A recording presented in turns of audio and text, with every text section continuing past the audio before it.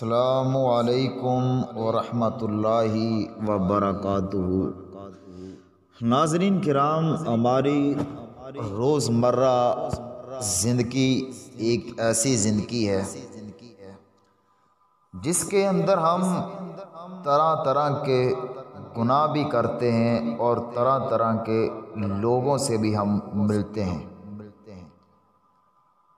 بعض الفاظ ایسے ہوتے ہیں جو ہم بول دیتے ہیں لیکن ہم سوچتے نہیں ہیں کہ میں نے کون سے الفاظ اپنی زبان سے ادا کر دیے ہیں۔ ایک لفظ ہے جو ہم اکثر بولتے ہیں، اکثر لوگ اس کا بار بار ذکر کرتے ہیں۔ یہ الفاظ بہت بولے جاتے ہیں، رہی بات تمہاری تو تمہیں روز محشر حساب کے لیے چھوڑا۔ رہی بات تمہاری تو تمہیں روز محشر حساب کے لیے چھوڑا، مکافات عمل ہوگا تمہارے ساتھ۔ میں سوچ رہا تھا کہ کیوں ہم اپنے ساتھ کی گئی ہر زیادتی کا بدلہ چاہتے ہیں۔ کیا روز محشر ہم کسی کے حساب کے کٹہرے میں کھڑے نہیں ہوں گے؟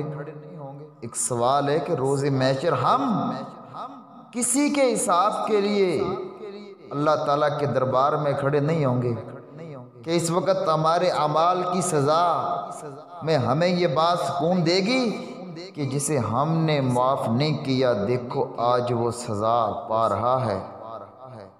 دل بڑا کر لیں اپنا، بڑا کر لے اپنا دل، مت دیا کرے کسی کو آخرت کی بد دعائیں، کیونکہ وہاں کی سزائیں بہت تکلیف دہ ہوتی ہیں۔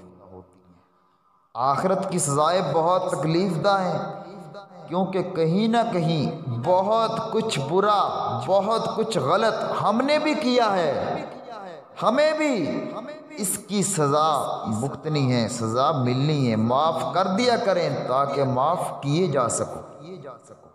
یہ جملہ اپنے غور سے سنیں، اس پر غور کریں۔